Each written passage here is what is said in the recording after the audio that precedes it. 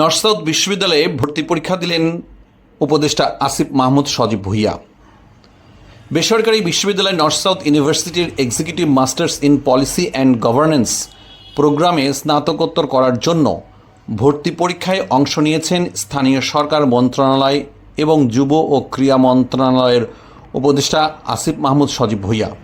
শুধু শ্রোতা, এই ধরনের নিউজ আরও পেতে আমাদের চ্যানেলটি এখনই সাবস্ক্রাইব করুন এবং আমাদেরকে অনুপ্রাণিত করুন।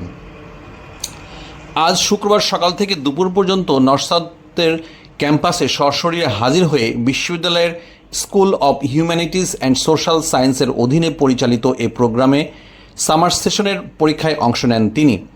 আজ সন্ধ্যায় নর্থ সাউথ ইউনিভার্সিটির South Asian Institute of policy and গভর্নেন্সের ফেসবুক পেজে আসিফ মাহমুদের ভর্তি পরীক্ষার একটি ছবি পোস্ট করা হয়। শুধু শ্রোতা, আপনারা সবাই জানেন যে 24-এর আন্দোলনের একমাত্র যে বর্তমানে তিনি বাংলাদেশের সরকারের উপদেষ্টায় আছেন, তিনি সশরীরে সবার সম্মুখে তিনি আন্দোলনে অংশগ্রহণ করেছিলেন এবং আরেকজন উপদেষ্টা আছেন, তিনি ব্যাকএন্ডে মেটিকুলাস ডিজাইনের কাজ করেছেন বলে জানা গেছে ইতিপূর্বে। সো সজীব ভুঁইয়া নর্থ সাউথ বিশ্ববিদ্যালয়ে ভর্তি পরীক্ষায় অংশগ্রহণ নিয়েছেন মূলত সেখানে আরও উচ্চতর স্টাডি করার জন্য। আমরা তার সাফল্য কামনা করি এবং আপনাদের এই ধরনের নিউজ নিয়মিত পেতে আমাদের চ্যানেলটি এখনই সাবস্ক্রাইব করুন। ধন্যবাদ সবাইকে।